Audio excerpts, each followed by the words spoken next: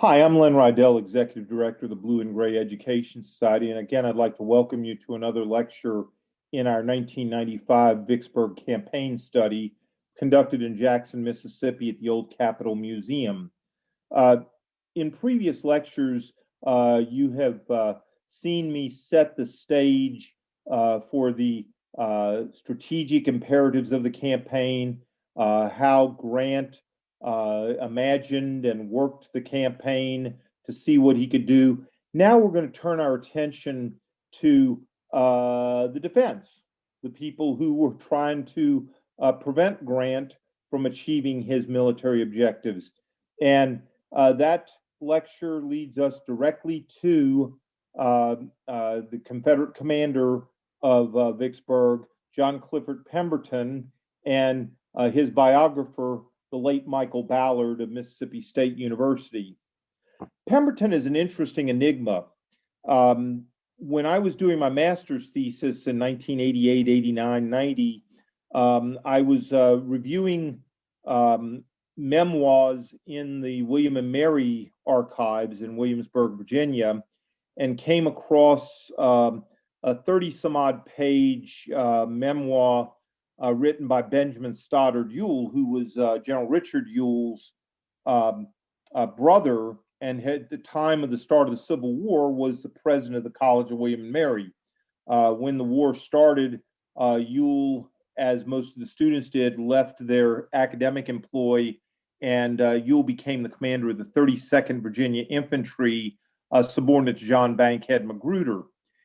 In his observations and being close to Magruder, he writes of what he saw on the peninsula at the time, and one that was really, really interesting and directly relates to this lecture was an encounter between a Union officer and General Magruder that Ewell firsthand observed. The officer was John Clifford Pemberton, a Pennsylvanian. Pemberton had a problem. He was a Yankee officer in the Union Army who had the misfortune, I better not say that because my wife is a Southern lady, but he had the misfortune of marrying a Southern belle from Norfolk, Virginia, Patty. And when Virginia went out of the Union, Patty put a tremendous amount of pressure on Pemberton to get out of the Army, to go south. And Pemberton, as Ballard will talk to you about, I don't want to steal his thunder, was not an A-team player. Let's just say that. He was a little more wishy-washy, and history has not been kind to him, probably with cause. And so Pemberton makes his way over to Magruder's lines on the Virginia Peninsula. He's still waffling and straddling the fence, and he starts bemoaning and pouring out on Magruder. He didn't know what to do. Here he was, a Union officer. He's a Pennsylvanian, and his wife and family are all over his case and telling him that he has to leave the Army and go south. And Pemberton's not sure he wants to do that. He's not sure that's the right thing to do. And Ewell writes that Magruder had pulled out a couple of bottles of good bourbon and poured Pemberton a tall one and listened to him whine and moan a little bit. And after they had one or two good snootfuls, Magruder puts his arm around Pemberton with a lisp that he was afflicted with, and he says, John, it's a terrible thing that has happened to us. I understand exactly, but you know exactly what we must do, and you will do it. And with that, of course, Magruder had told Pemberton, you're weak and you're henpecked, and you are going to go south, and you might as well get used to it. So make the decision and go. But I found it interesting that was in the archives of Richard or Benjamin Stoddard Ewell in Williamsburg, Virginia. But it does a good job of introducing the character John Pemberton, because Pemberton is a man who is a trophy officer.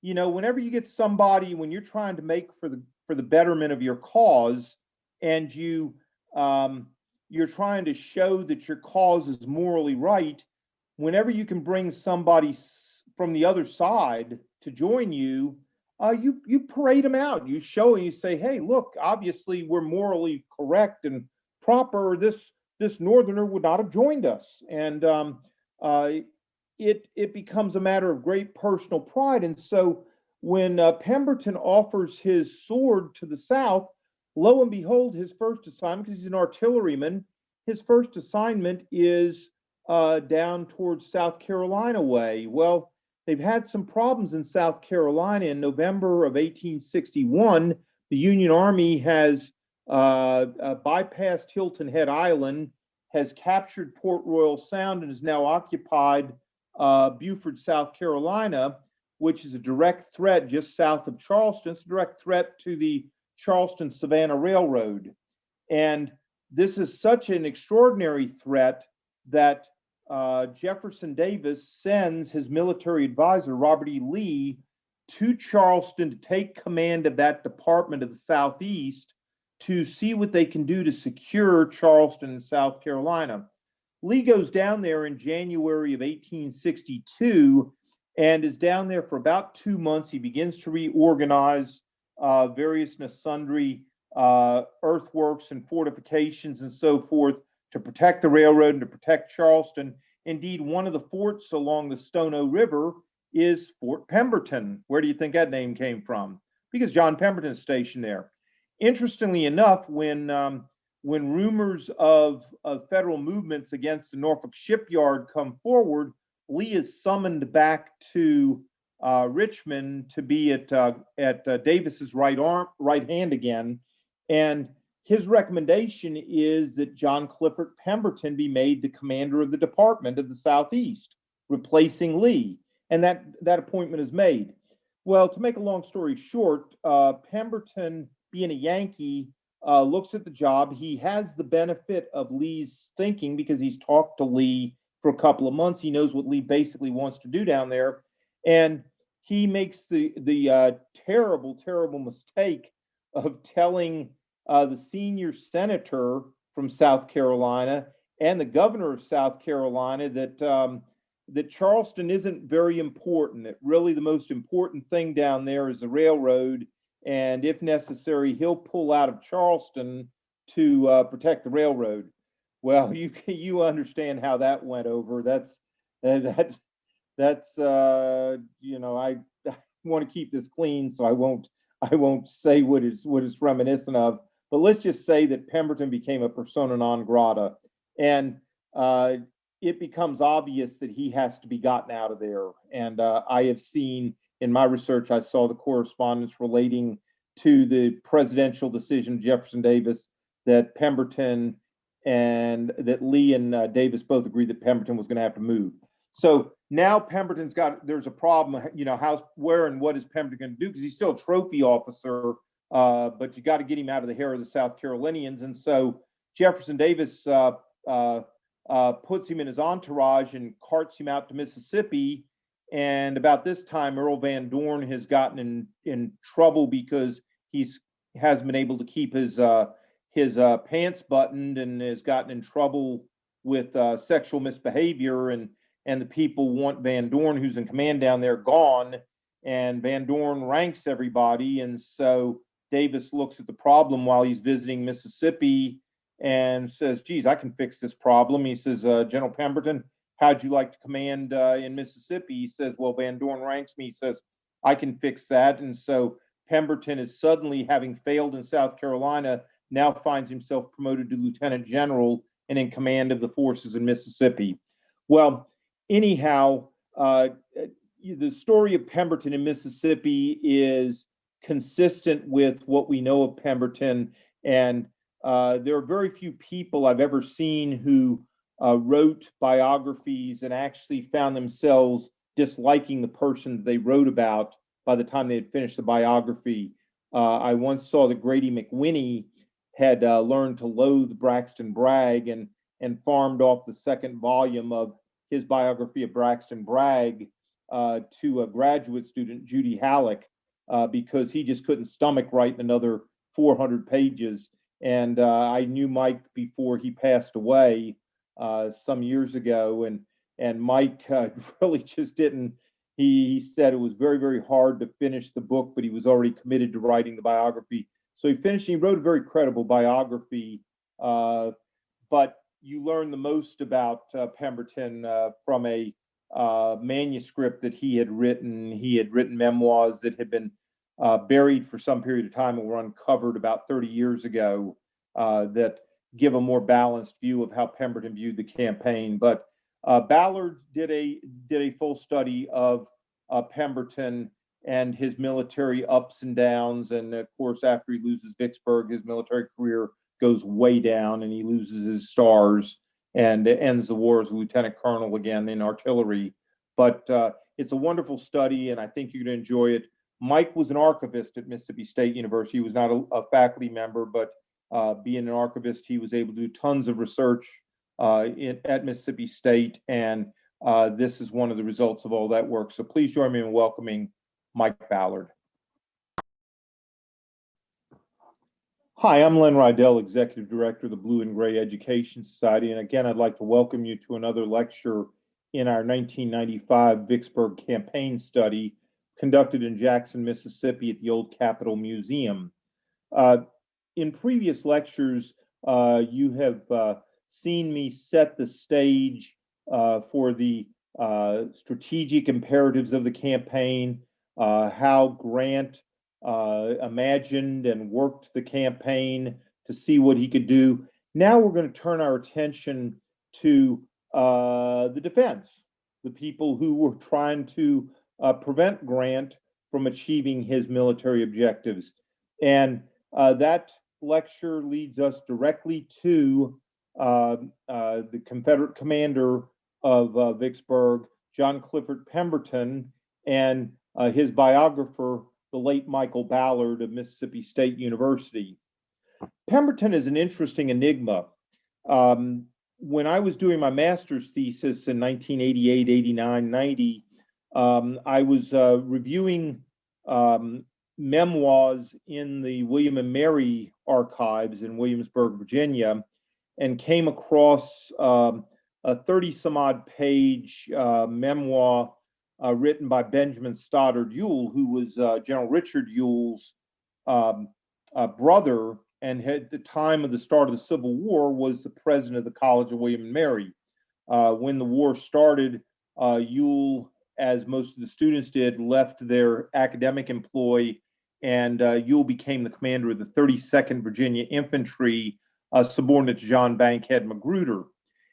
In his observations and being close to Magruder, he writes of what he saw on the peninsula at the time, and one that was really, really interesting and directly relates to this lecture was an encounter between a Union officer and General Magruder that Ewell firsthand observed.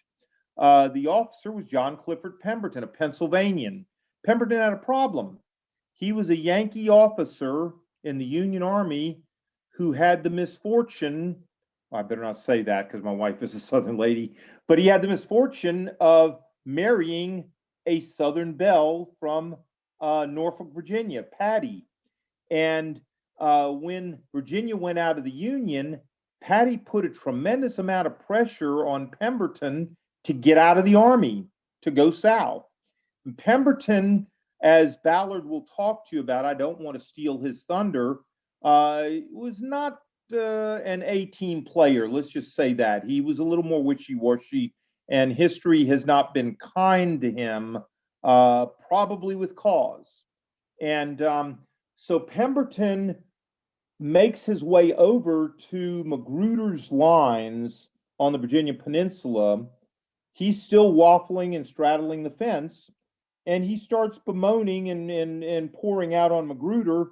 He didn't know what to do. You know, here he was, a Union officer. He's a Pennsylvanian, and his wife and family are all over his case and telling him that he has to leave the Army and go south. And Pemberton's not sure he wants to do that. He's not sure that's the right thing to do.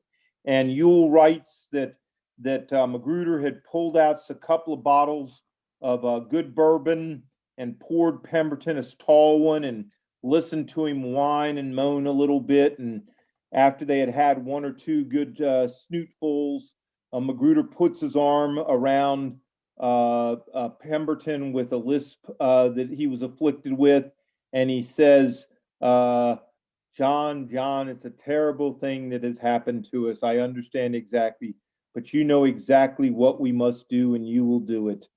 And with that, of course, Magruder had told Pemberton, you're weak and you're henpecked, and you are going to go south, and you might as well get used to it. So make the decision and go. But I found it interesting that that was in the archives of Richard or Benjamin Stoddard Ewell in Williamsburg, Virginia. But it does a good job of introducing the character John Pemberton, because Pemberton is a man who is a trophy officer. You know, whenever you get somebody, when you're trying to make for the betterment of your cause, and you're trying to show that your cause is morally right, whenever you can bring somebody from the other side to join you, you parade them out. You show and you say, hey, look, obviously we're morally correct and proper. This northerner would not have joined us. And it becomes a matter of great personal pride. And so when Pemberton offers his sword to the South, lo and behold, his first assignment, because he's an artilleryman, his first assignment is down towards South Carolina way. Well, they've had some problems in South Carolina. In November of 1861, the Union Army has bypassed Hilton Head Island, has captured Port Royal Sound, and has now occupied Beaufort, South Carolina, which is a direct threat just south of Charleston. It's a direct threat to the Charleston-Savannah Railroad.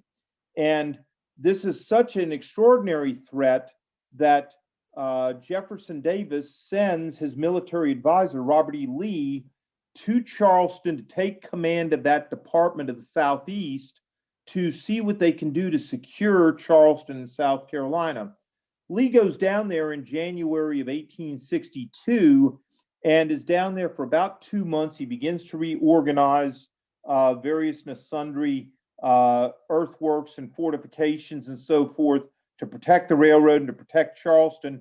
Indeed, one of the forts along the Stono River is Fort Pemberton. Where do you think that name came from? Because John Pemberton is stationed there.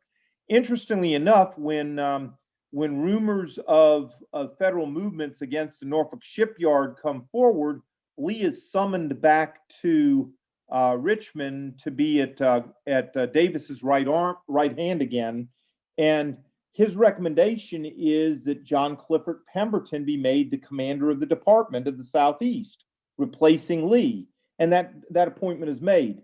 Well, to make a long story short, Pemberton, being a Yankee, looks at the job. He has the benefit of Lee's thinking because he's talked to Lee for a couple of months. He knows what Lee basically wants to do down there, and he makes the terrible mistake of telling the senior senator from South Carolina and the governor of South Carolina that Charleston isn't very important. That really the most important thing down there is the railroad, and if necessary, he'll pull out of Charleston to protect the railroad.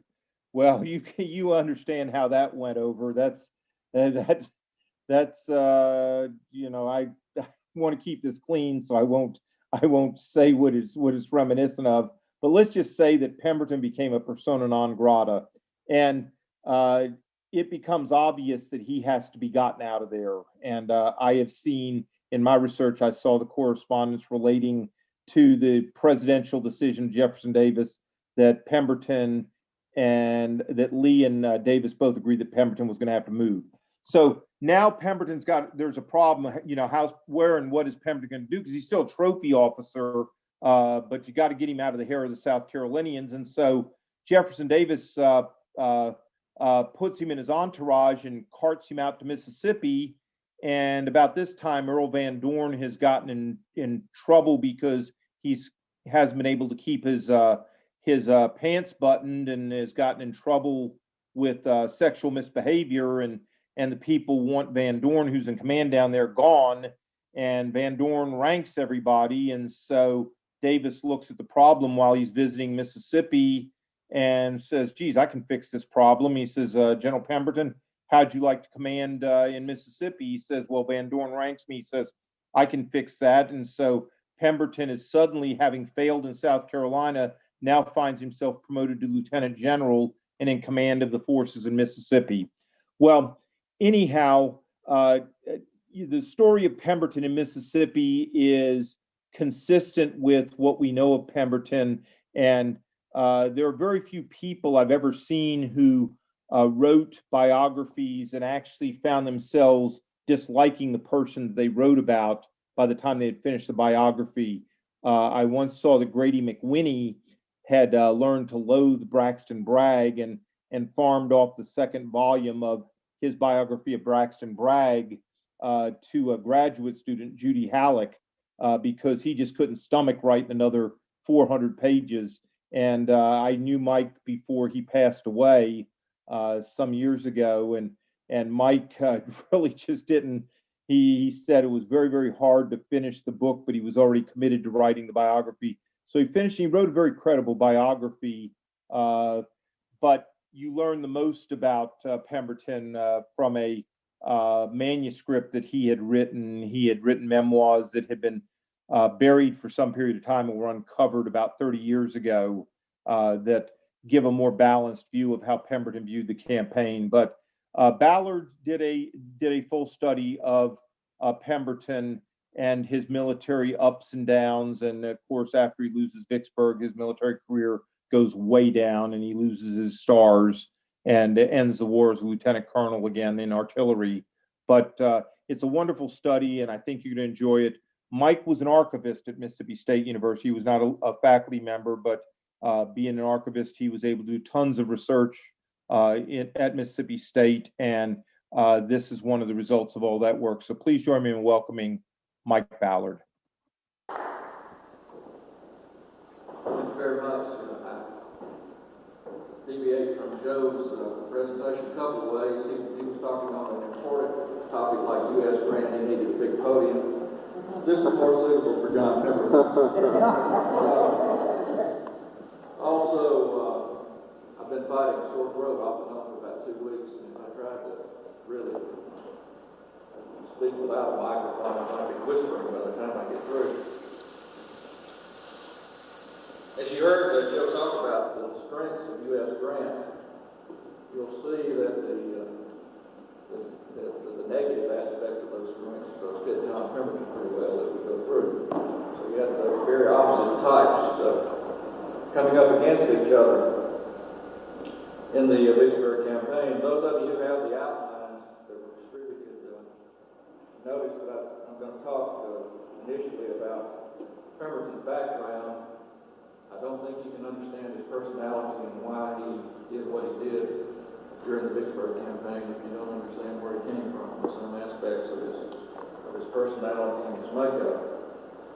I'll try to get through those early years briefly because I do want to spend a little more time on the Vicksburg aspect of the campaign, obviously.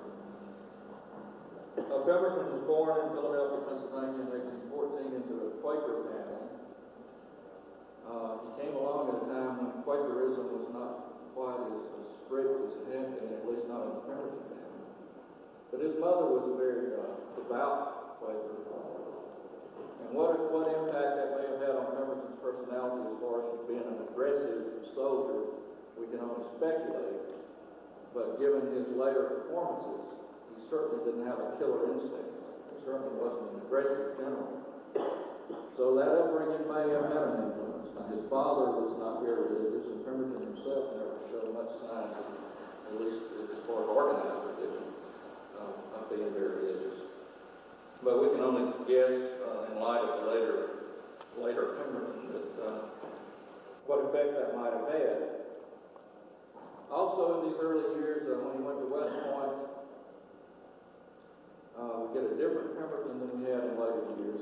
Pemberton, the soldier in the Civil War, was somewhat of a martinet, and it had become one before the Civil War started.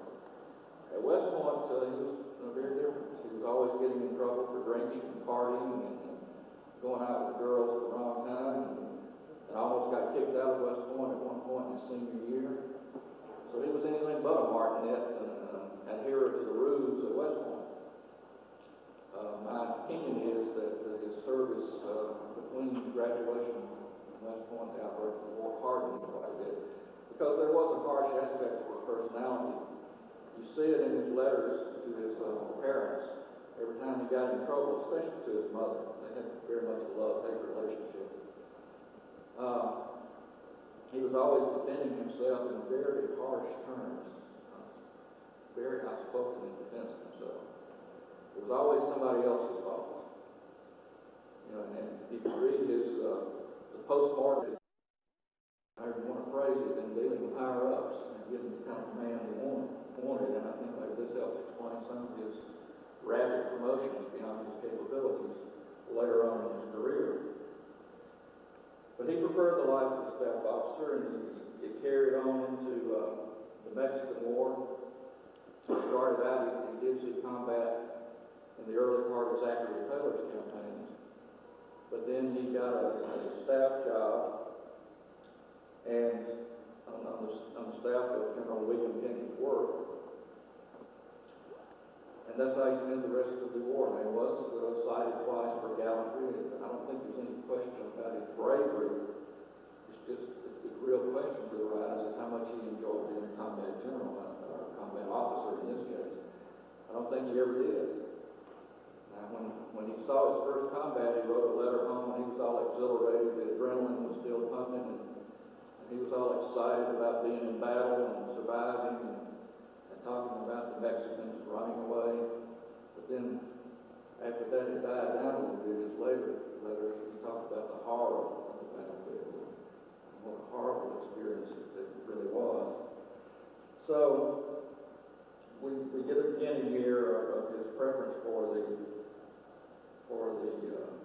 staff officer life. The guy who takes orders, writes them out, does a lot of administrative duties, but it's not really out front making the hard decisions. Then, also during this period, he met and married a Virginia girl. This would have a profound effect on his future.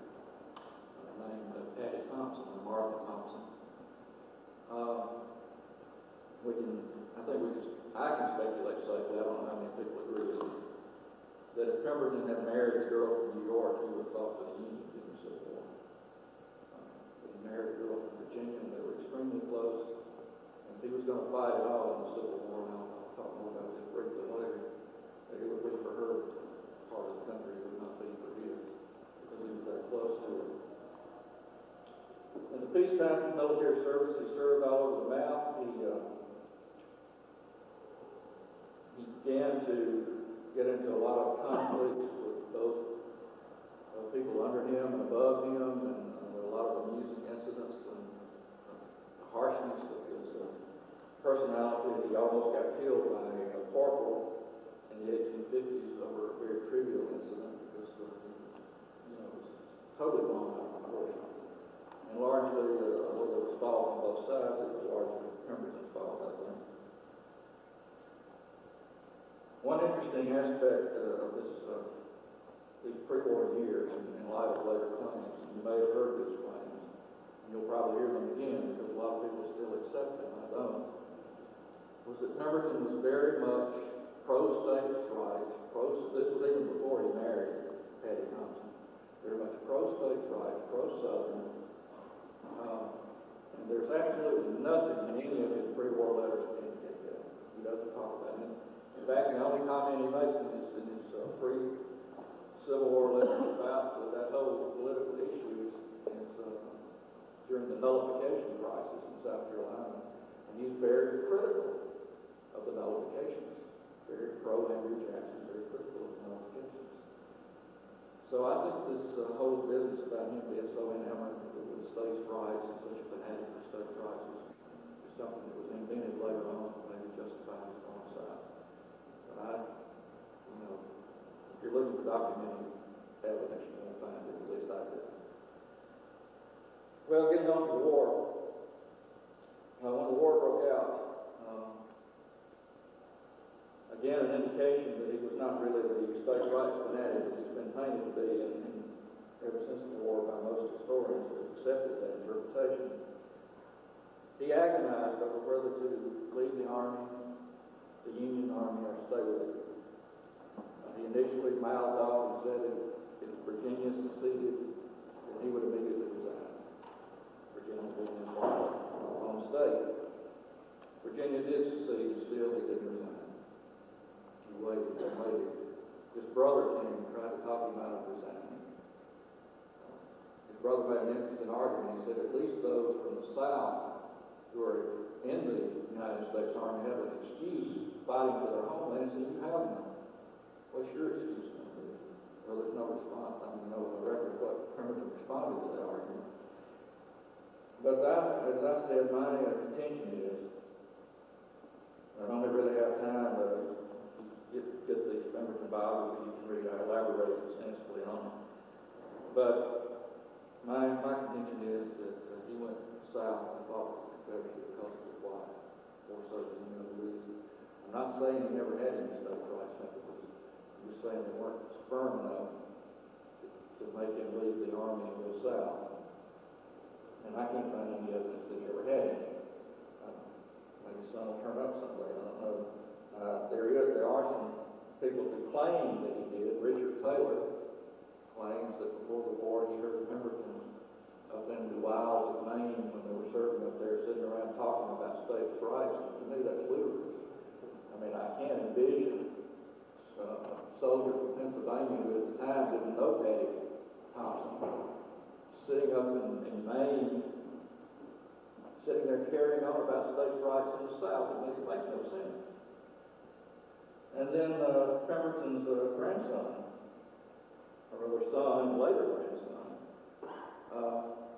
both carried this on. He was a strong states' rights man. And all this, well, just don't buy it. I don't want to talk too much about it already. Anyway, initially he served in Virginia. He was very comfortable there. He had initially duties of training men in the artillery. That was the brigade he had been assigned to when he left West Point, although he had gotten away from it fairly early in his career. And then he commanded an artillery brigade in Norfolk area,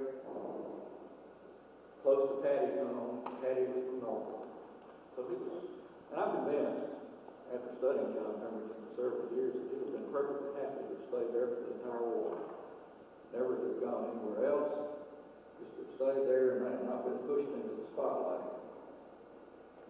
And to give you an idea of how well he was up to his old tricks about currying favor with the higher-ups, listen to some of his rights in Virginia as the war broke out.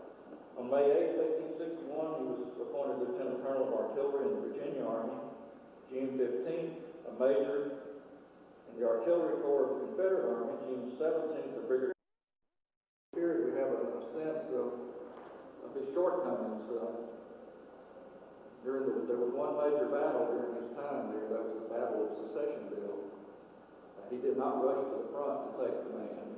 He stayed behind, kept in touch by telegraph with the officers there who were in charge. It was a Confederate victory, but it tells you a lot about John Pemberton. He didn't rush to the front to lead his army in battle. And again, I emphasize not because he was a coward, but simply because that's the kind of thing he preferred doing, staying behind the scenes, acting out his role as a staff officer. He never left it. He never was able to rise above it, would be a good way to put it. He also had other problems in South Carolina. He had a lot of trouble getting along with state officials and inspiring confidence in his men and in the local populace. And this would be, of course, a major problem when he came to Mississippi. He seemed to have no perception of political reality. He even talked at one time about giving up Fort Sumter and tightening his lines. Well, you can imagine the hue and cry in South Carolina, the very idea of giving up Fort Sumter, symbol of the war, after all. And so he showed a real insensitivity to Southern politics and politicians. politician, but after all, he hadn't lived in the South very much, and when he had been, he'd been living on military posts before the war. So he didn't understand all the nuances that were necessary, as did, say, Robert E. Lee, in dealing with politicians and in dealing with public opinion. Also, the most interesting aspect of his service in South Carolina, he was challenged by the mayor of Charleston and said, what would you do if the choice came down to defending Charleston to the last man or getting your army out? That wasn't in those exact words, but that was the basic premise. And Pemberton made it clear that, this may shock you in light of what happened later here in Mississippi. He said, given the choice, he would give up the city and save his army. Well, that didn't play too well in South Carolina. And before he knew it, he got a reprimand from, this was reported back to Richmond. South Carolina politicians were good tattletales before they looked on wire Richmond. Anytime anybody said anything they didn't like, they wired Jefferson Davis to complain. And so, Lee sent a reprimand to Pemberton. And I don't think he meant for Pemberton to take it quite as literally as Pemberton obviously did in light of his later decisions. But he said, you've got to fight it out street by street and house by house in Charleston if it comes to that. Don't abandon the city. Well, he would get the same kind of message later from Jefferson Davis about holding Vicksburg. And I think by this time, Pemberton's confidence in himself as being able to command a large area was beginning to wane. I question whether his heart was ever really in the Confederate cause. I think he did. He went where his heart led him as far as his wife's connections with the South. But he was never a fanatic for the cause, in my opinion. Well, he is sent to Vicksburg, and one of the questions that historians still kind of scratch their heads over is why he was sent. In light of his problems in South Carolina, especially, why was he sent to take over a much more important command? I don't know that we'll ever know completely the answer to that, because Jefferson Davis left no record except for a second-hand source.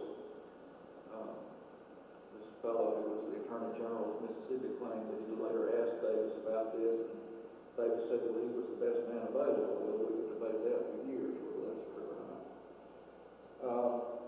But one thing you have to remember in considering this is that Davis looked upon Pemberton as a general who had really done nothing wrong in South Carolina. Why should he be punished? He hadn't really done anything wrong other than upset some South Carolina politicians. Well, Davis had been doing that himself for years, and so he could certainly sympathize with that. And two, there was a part of Jefferson Davis, if you've ever read much about him, if he could get back at those who criticized him, he would. And so sending Pemberton to a new command, a much more important command, might be saying, in your face, South Carolina, you didn't want him, I'm just giving him promotion, in effect. So, we can puzzle over this forever, but the point is that he was sent. And he was sent to a command that would be much more challenging. And in fact, I would argue that the Vicksburg command, defending Vicksburg, was the most challenging command in the Confederacy. The problems Lee faced in Virginia paled by the side of the problems that Pemberton faced in Mississippi, in my opinion. Anyway, he came to what was the newly organized Department of Mississippi and East Louisiana. Found the department in pretty much of chaos. Morale was very weak, especially after Earl Van Dorn had lost at Corinth in October of 1862. His army had been very badly beaten. And according to one of Pemberton's staff officers, they found the administrative part of the job in chaos. Supplies were not being transported where they should be going. There was just a lot wrong, both food and military armaments. So Pemberton stepped to put the house in order, and he and his staff did a first-rate job. But the interesting thing is, along about all this time, Grant begins his invasion in North Mississippi the front. What would you think after what I just told you already? He does occasionally, but he always comes back to his office here in Jackson. He doesn't stay up there very long. He makes several trips back and forth. He's observed late at night in his office, doing his paperwork, checking all the orders, checking where everybody is, doing his staff officer work. But he doesn't like to be at the front. It is true during this period that the only time that the Confederacy takes the offensive, as you've heard Joe mention, during this period of the entire Vicksburg campaign, is when Pemberton agrees to let Van Dorn go on a cavalry raid in North Mississippi, while at the same time Bedford Forrest is raiding Grant's supply lines in West Tennessee. And so the Confederacy goes on the offensive and is brilliantly successful. Grant is forced to retreat. But Pemberton learns nothing from this. I mean, this is the last time that he will go on the offensive. And so he went to North Mississippi, while at the same time his forces at Chickasaw Bayou near Vicksburg beat back Sherman's attempt. I remember Joe talking about the two-pronged Union offensive. Well, Pemberton gets to Vicksburg in time for that battle, but again, he does not go to the front. He stays back and lets the generals in command at the front, the military commanders, lead the way. Stephen D. Lee, your Herman talked about tonight, is one of them. And it's really successful. And what he's doing in Vicksburg, this battle is very interesting. His troops come in, he helps them with this position, where they're to go. The very job the staff officer will be taken care of. So his initial command, as much by circumstance and luck as anything skillful he did, although I do give him credit for taking the offensive when he did and for using his interior lines very successfully. He moved troops from North Mississippi to Vicksburg to help beat back Sherman. So he did some things right. But still, at this point, he has no combat experience in the Civil War, and very little period in his career. He's been fortunate this far, but then the trouble starts with Grant's new campaigns. There are many diversions that Grant went through, and I don't know that we'll ever know for sure how seriously Grant took these operations as far as military success in the long run. Certainly he would have been happy if any of them had succeeded, but I think that his big thing was just keeping his men busy while he tried to make up his mind exactly what to do on a major his plans. Pemberton worried all the time about what the enemy was doing. And when you're in a defensive state of mind, as Pemberton was, my friend Stephen Woodworth wrote in his book on Jeff Davis and the Confederate generals in the West that Pemberton would fight the whole Vicksburg campaign like he had one ankle chained to Vicksburg. That's very true. Very defensive minded. And I'll get to why that's so in just a moment. One thing I must mention, and also in explaining why Pemberton failed, during the Fort Pemberton campaign, he had a run-in with William Loring. Now, William Loring had practically been kicked out of Virginia already from not getting along too well with Stonewall Jackson. Virginia by itself didn't mean much. There were a lot of generals that didn't get along, subordinate generals that didn't get along with Stonewall Jackson. But Loring was a very irascible personality, and he had trouble getting along with anybody, frankly. And he and Pemberton had a run-in over reinforcements, I believe it was, at Fort Pemberton. And also, one of the generals serving under Loring, Lloyd Tillman, who had been an old friend of Pemberton's from the Pennsylvania days, and or I should just say pre-war days. Tillman had a run-in with Pemberton. Pemberton thought he had this moved over, but the two of them together, Loring and Tillman, in the same division, Loring being the commander and Tillman being one of the subordinates, laid the groundwork for some possible problems. And you notice that by contrast, Grant had a solid team, people who trusted each other, people who supported each other, people who worked well together. There was never anything like that in the Confederate Army. I think a lot of it is Pemberton's fault, not all of it. The general, who was himself rather irascible, and Theophilus Holmes, once said of Pemberton that he has many ways to make you hate him. And I think that's part of the personality problem that Pemberton had, this harsh side of his way of dealing with people that came to the fore during his early military career and seemed to really get worse as his career went along. Interestingly enough, I don't have time to get into it, I just mentioned it in passing, after the war, after he got out of the Army, the old Pemberton kind of returned. He was very popular when he lived in Virginia. Had a lot of friends, went to a lot of parties, so the old Pemberton from the West Point days seemed to come back. But he was not back during the Vicksburg campaign. Now, the most important distraction and remember this command problem later at the Battle of Champion Hill. I think you'll be seeing Champion Hill today. A lot of these underlying undercurrent problems between Pemberton and his generals really fester out into the open during the Champion Hill campaign battle. The most important version, and you've heard it mentioned already, was Grierson's raid. This completely preoccupied Pemberton. He ignored for a period of time too long everything else that was going on. Remember how earlier I talked about when he didn't want to deal with something, he kind of blocked it out. All this activity going on in the river, and around the river, and all these bayous and the tributaries, just got him thoroughly confused about what was really going on. But here's something he could focus on, was that cavalry raid. But he never, and I think this tells again part of the problems that were really behind his control.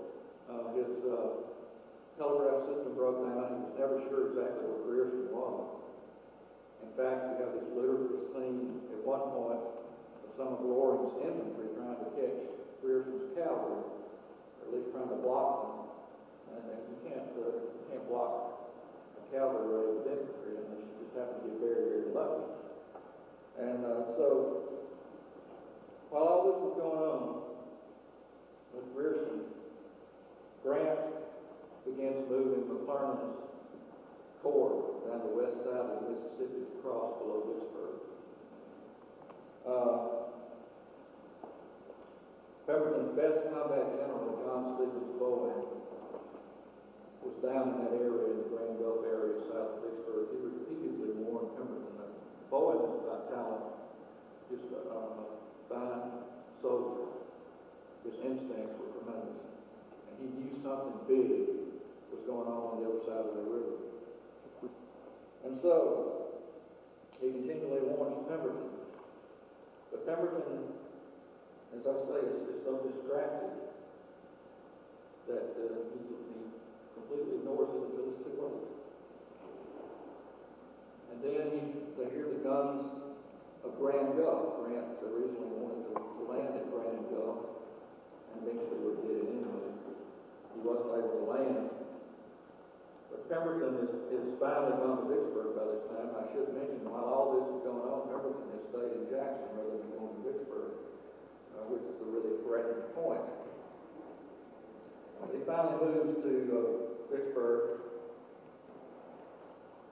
And just to show you how confused he is, he sends a telegraph south. He says, "What's going on? What's going on down there?"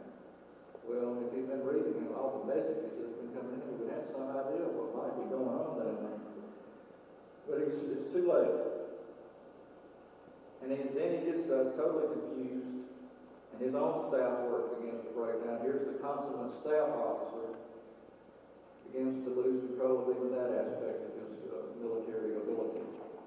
And it filters down to his own staff, his personal staff. A message was sent. Who wrote the message? We can't be sure. It was under Pemberton's signature for sure, but he sent a message to Loring during all this period and told him to proceed at once He forgot to tell him where to proceed to. And it indicates how confused this whole situation had gotten.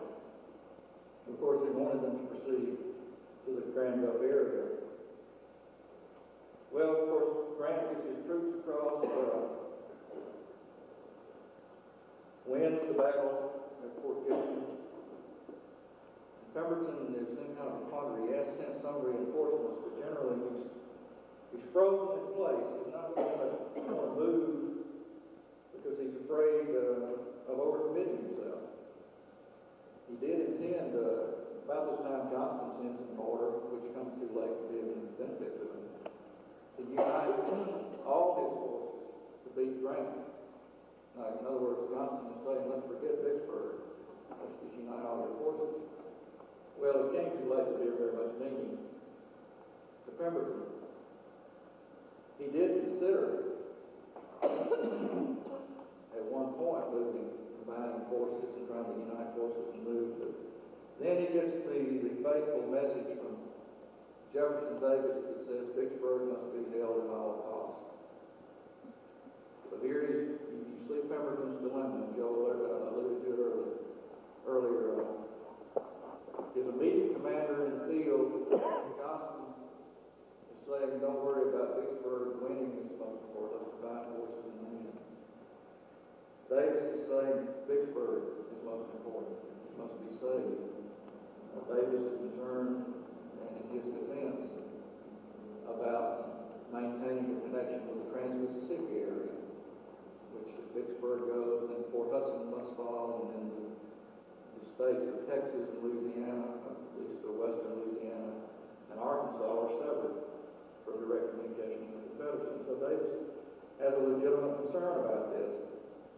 On the other hand, Davis is not there, and for a long time, Johnston's not there. Johnston's not on the scene when he sends that message. So Pemberton, his original idea was to, you'll see some of this today with the rain, you'll see that he had a good idea, was to make a stand on the west bank of the big Black River where the railroad crosses that connects Jackson and Vicksburg. A very strong defensive position. Now, he might have been vulnerable on his extreme flanks, but it would have been a very great challenge for Grant to have broken through there. But Pemberton, being a general, he doesn't have the courage of his own conviction, is easily swayed to give that idea up.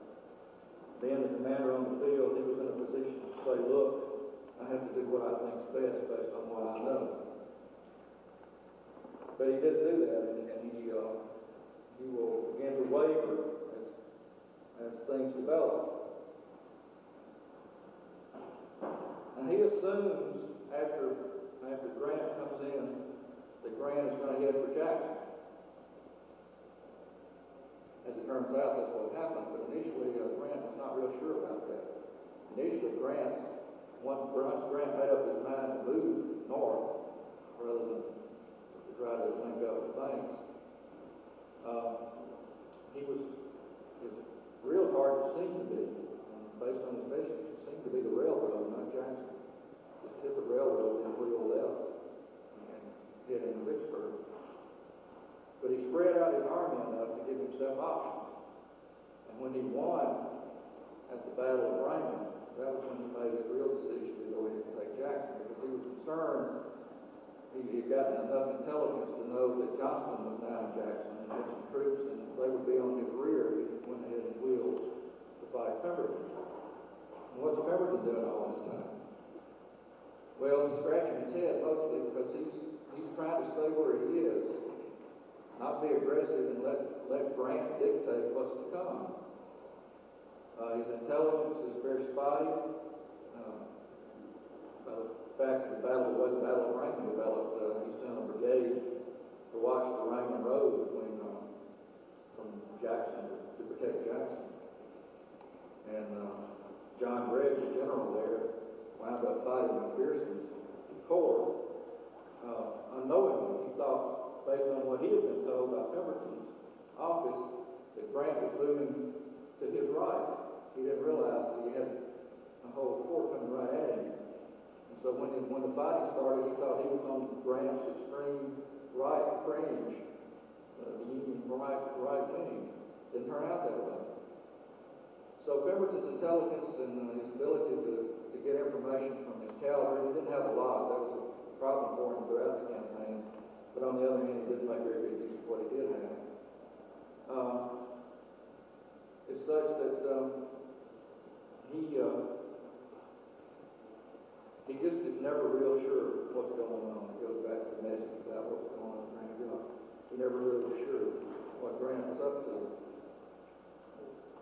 Well, when Johnston gets to Jackson and finds out that Grant has crossed and established a foothold below Vicksburg, he wires Richmond and says simply, "I am too late." That tells you a lot about Johnston's attitude. At this point, he was ready to give up the whole show, give up Mississippi, save the army as possible. So he wires Pemberton to move east, and Johnston will move west, and they'll try to catch this corps that's been reported between them in Clinton, between Edwards Station and Jackson. This is part of McPherson's army, although they think, of course, the Confederates think Sherman is actually McPherson. Well, Pemberton thinks about this, and initially he's going to obey the order. And then he gets a report of enemy on his right flank, which happens to be McClernand down there wandering around. Well, Pemberton really quickly reasons, and this gets back to his whole thinking during the Vicksburg campaign.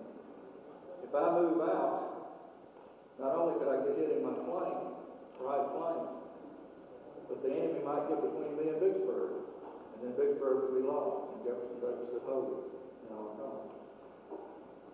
So like many an insecure general throughout military history, he calls a council of war, rather than making a hard decision himself. And as Napoleon said, once you call a council of war, you're always going to take the most timid approach possible, at least normally you would, on the results of that council. So after polling these generals, and it's very confusing about who said what, because the report's different about who wanted to do what. But he took the advice of a couple of his generals and decided to move, as Joe pointed out, towards Grant's supply line.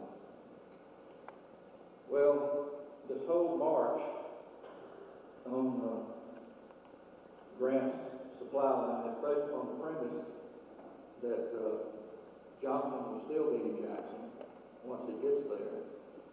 Then he can move towards Jackson and catch Grant's army between the two of them. Not as Johnston had an division, but as Pemberton division, and in a different direction. Of course, as Joe pointed out, the problem is that by the time all this takes place, Johnston has already given up Jackson without much resistance at all, has moved over to the northeast, so there's no way Pemberton can link up with him. But Pemberton goes ahead and show you again the breakdown in staff work. They move out, they have to stop because there aren't enough supplies for the army. You know, for a guy who's spent his entire career doing staff work and keeping up with that sort of thing, this is just inexcusable that they have to wait for supplies from Vicksburg before they can move. Another fatal decision he makes, and this is in keeping with his whole idea of defending Vicksburg to the last, he leaves 2 full divisions in Vicksburg. 2 divisions, John Corney's and Martin Luther Smith's, that he will desperately need to champion him. He doesn't have. But again, this is in keeping with his mindset. And so they move off. Well, once they get moving, then they find out that Baker's Creek is flooded on the Raymond Road. The Raymond Road is the road they're taking to hit Grant's supply line. Again, inexcusable. Why weren't cavalry sent out to find out what was going on out there? And so they have to backtrack, and they have to cross Baker's Creek on the Jackson Road. And so Pemberton's army is, by the night of that day, is strung out from the Baker's Creek near the Jackson Road, crossing all the way over to the Raymond Road. And then he gets the message that Grant had intercepted. He gets the message that Johnston has given up Jackson, and Pemberton is to try to unite with him at once. Well, Pemberton knows enough from his maps to know that the only way he can reach Johnston, who was by this time retreating to Canton, is that he'll have to reverse his entire army, go north and then northeast to link up. So he tries to do that, and in the midst of doing it, the Battle of Champion Hill opens. Grant bumps into Pemberton's strung-out army. This is the first and only time in his military career that Pemberton led an army in combat in a major battle. He never got a chance to redeem himself from this one, and he never done it before. And he showed. He was very confused about what was going on for a long time. Loring and Tillman and other of Loring's officers were seen, this is reported in the diary of Confederate soldiers, were seen laughing at Pemberton's orders as they came to them. This shows you that how can you go into a battle expecting to win when you've got this kind of breakdown in the command relationship. Also, Pemberton's men, some of whom are untested, especially on his left flank, which is battered early in the Battle of Champion Hill. You'll hear about that in the tour. Some of those men just don't fight very well.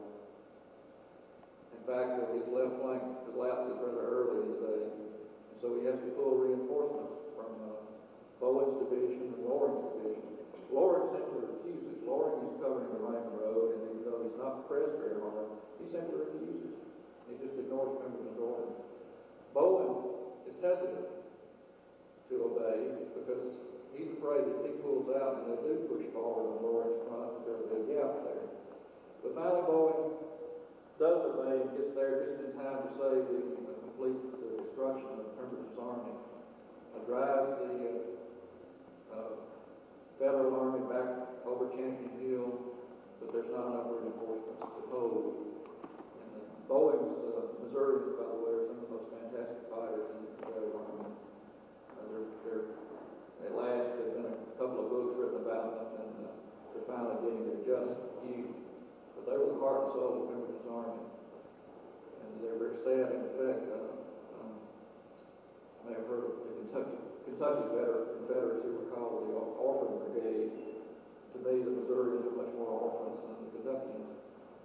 But, because they didn't go home either, even after the surrender. But they can't save the army because, as I said, there's not enough reinforcements. So Pemberton completely loses control of the battle. He's not sure of what he should do. As he's done most of his time in command in Mississippi, he's reacting rather than acting. He's caught by surprise. Again, that's inexcusable. Thousands of campfires were reported in his front the night before the Battle of Champion Hill started. He should have known that there was trouble out there. He didn't send out enough cavalry to see what was going on, which roads the Union Army was coming down. And so he's defeated badly at Champion Hill. He pulls back to the Big Black and makes the mistake of positioning his men on the east side of the river where they're very vulnerable to attack. And not only that, they've been through a hard fight. But in his defense, Loring's division has gotten separated during the Battle of Champion Hill. Loring will eventually wind up joining Joe Johnston. And as I always like to say, if there were two people in the war deserved each other, it was Joe Johnston and William Loring.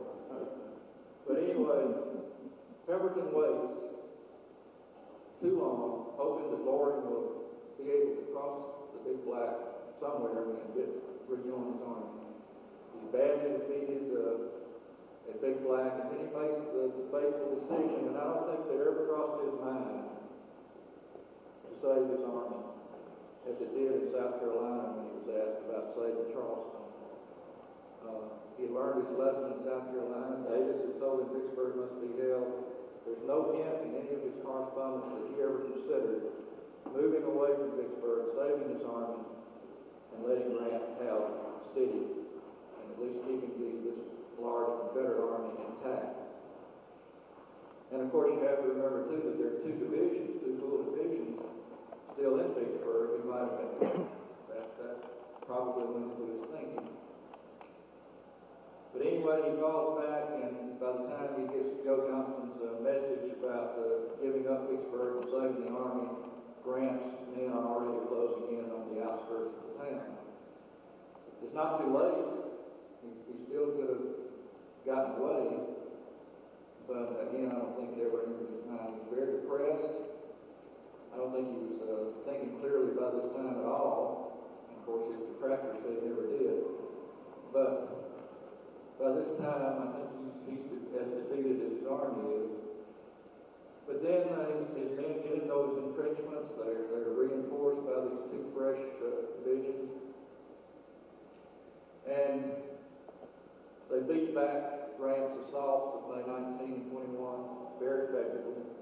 The morale rises. He gets word from Davis that Davis says, I'll do whatever's in my power to help him. They start trying to build up Johnston's army to come in and relieve Pemberton, at least help him get out, if not save Vicksburg. All of this raises the morale of the army and Pemberton. He issues this very dramatic proclamation, which doesn't sound much like him. It sounds like maybe one of his staff officers may have read it. He said, I know some of you think I'm a traitor and sold Vicksburg, but I'll show you I'll fight until the last scrap of food is left and the last man is in the trench. Of course, he doesn't do that, but he's trying to build up the morale of his army. And then as time drags on and there's communication problems with Johnston. Sometimes their messages to one another get through, and more oftentimes they don't. And so they are blind leading blind away. Johnston keeps sending messages over and over asking, where should I strike the Union lines to relieve you? Pemberton answers him over and over. And you can imagine the effect this has on Pemberton. He gets very frustrated, answering the same question over and over. Then as the siege drags on, the Union begins to have an effect, especially on Pemberton, so the left side of his line, or the left center of his line, with their mines, this blowing up Confederate lines, getting ever closer and ever closer to the Confederate works. And so Pemberton at last, in desperation, says, calls his commanders together and says, what do you think? Can we break out? And to a man they say no, that there's not much realistic way of getting out. There is a proposal to move out south of town to the southern part of the Vicksburg defenses, would be that would have been, I think, the most easily broken through to get out. But Pemberton's generals tell him, as tired as the men are, they couldn't make a forced march that would have to be made. We would be caught if the Yankees send gunboats up the Big Black River. We would be caught between gunboat fire on the Big Black on one side and the Mississippi on the other. This would create all kind of problems. And so Pemberton makes his decision to surrender. There's still a lot of food left, but he's been reducing rations every day to make them stretch as far as possible. There's still a lot of ammunition left, but he's decided that nothing is going to happen. He's given up on Johnston, he's given up on Davis. He's decided that the best he can do is try to cut a deal. And this whole controversy about him choosing July 4th, actually he began negotiations on July 3rd. Now, whether he intentionally held them up until July 4th so that Grant would give him better terms or not, I guess we can guess about that. I don't think anybody's really been sure. The thing that held up the negotiations originally was that Grant resorted to his old theme of totally unconditional surrender. And Pemberton wouldn't go for that. And he did finally talk to Grant out of that. But the Army finally surrenders. And of course, Pemberton is vilified by his Army and by Southerners in general for giving up, especially on the 4th of July. They said this is a slap in the face of the Confederacy. But from Pemberton's viewpoint, it was getting the best deal he could get for his men. He is paroled along with his men, goes to Alabama, where he begins his war of words. It starts out with his staff fighting first, but he begins a war of words with Johnston, and this carries on as well into the post-war years.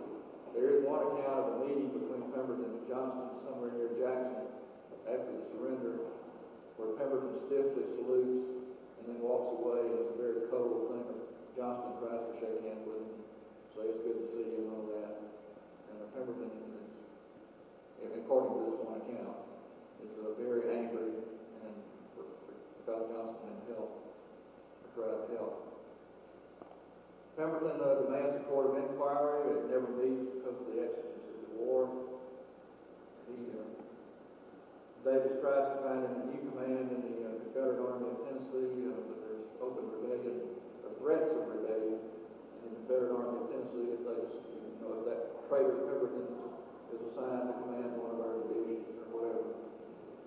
So he takes a reduction in command to Lieutenant Colonel of Artillery and serves out the remainder of the war as an Inspector of Artillery in Virginia and the Carolinas. Sum it up, and after the war, briefly, he lives in Virginia and Pennsylvania, finally moves back to Pennsylvania later in his career and dies there and is buried in Laurel Hill Cemetery with many members of his family in Philadelphia. Looking back at Pemberton, how much blame does he deserve for the Vicksburg campaign? Well, I think it's the leader of the army, the buck stops with him on any of these issues. He made a lot of mistakes, but I think if you try to just say that it was Pemberton's incompetence, the fact that he was given a command above his capacity, and just leave it at that, it oversimplifies it a great deal. There was a problem with the Confederate command system. Joe mentioned that Pemberton was reporting directly to Jefferson Davis, many times bypassing Johnston. In fact, Johnston didn't even know about the defeat at Fort Gibson until many days afterward. That was a problem. The Confederacy had no navy in these waterways. That was a problem. The command, the interaction between the commanders, that was a problem. You can lay blame in all directions for that. Certainly Pemberton's job was to put together a good command team, and he failed at it, but I don't think you can say it was all his fault. And finally, I think you just have to say that Jefferson Davis deserved a lot of blame for sending him there in the first place. I can get some debate on that, I'm sure, but it seems to me that if you really consider Vicksburg that important, that you want to give it to somebody who's an experienced field commander, somebody who is going to have to fight it out sooner or later, because it's obvious that the Union was making a real effort very early in the war to open the Mississippi River. And so I blame Jefferson Davis for a lot of that. So it's very complex things when you start assigning blame, and that's what always happens when you lose. You start figuring out why. And I think Joe mentioned this in one of his talks, that Southerners especially forget one important thing in assigning blame, and that's who Pemberton was up against. We like to say what all the Confederates did wrong, but let's face it, he was up against the first team. Grant and Porter especially, and Sherman. Sherman, I think was important as a cheerleader more in the Vicksburg campaign than anything else. Look at his combat record, he didn't really do a lot in the campaign itself. But he's important to Grant because somebody Grant can depend on and lean on, just as Porter was. So you have to remember who Pemberton was up against. And then you have to ask yourself who could have done any better. And I've heard people say Robert E. Lee could have done better. Well, certainly Lee would have been more daring. But you have to remember how Lee fought in Virginia. Most of the campaigns he fought, with the exception of the invasions of the North. Lee also fought with one leg tied to Richmond, just as Pemberton did at Vicksburg. Of course, the difference is that Lee was a much more talented general in so many ways, and could do some daring things that the other side wouldn't even think about. Pemberton never did that. Pemberton was totally predictable. And when it comes right down to it, Grant played him like a fine fiddle. Everything he did, Pemberton seemed to fall into the trap. So, that's my conclusion. I've gone a little too long, but if you want to take some questions now, I'll be glad to try to answer. Quick 5 minutes question. Okay. Would it be appropriate to ask a question relative to the Confederate Army after surrender? You've already talked about Pemberton, that he must have been released, but did they march that army to Enterprise? Were they confined there? How did they get back in? Well, this goes to the parole system. And the way it worked was you were considered a prisoner of war until you were exchanged, and some of you gentlemen can help me if I get this wrong, until you were exchanged on a one-on-one basis with a Union prisoner held by the Confederacy. were they confined militarily? No.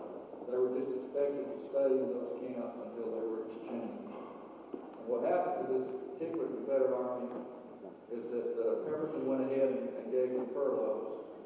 He had to argue with Davis to get him to go along with it first, and then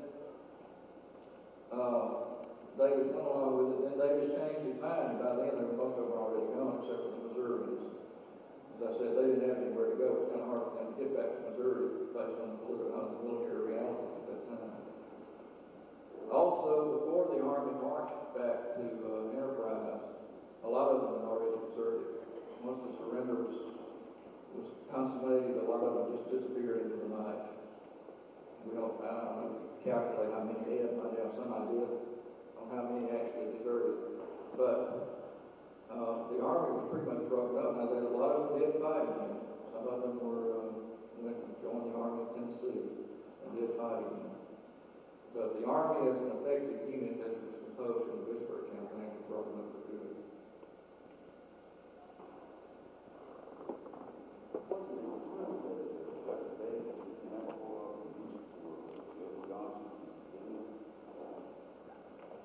Yes, that feud goes back to the beginning of the war, and I would recommend to you when it comes out. I mentioned Stephen Woodward.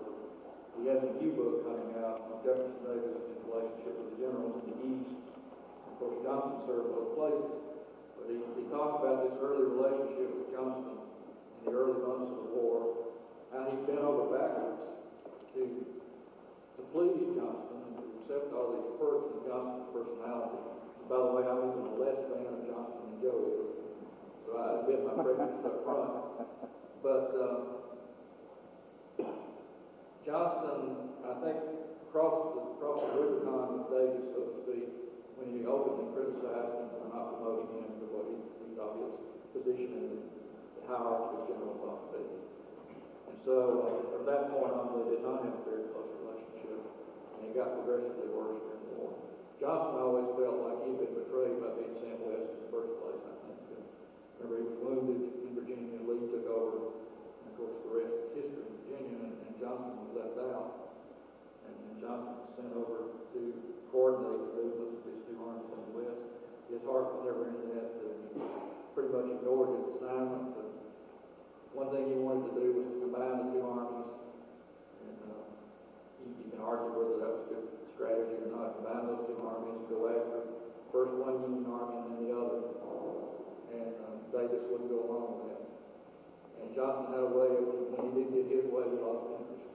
Sometimes he lost interest even before that. One more question, please. Yeah. Who were Pemberton's two most reliable generals through your research? Who was he dependent the most on? Most reliable? Right. I think there was only one, and that was John Pemberton. Although, I have to say, Martin Luther Smith, in my opinion, was a very capable general too. But he wasn't in the field with them. And so, He was more of when he was engineer during the yeah. Also, a guy who was not a general, but was very capable, was Francis Cockrell, who was a colonel in Missouri.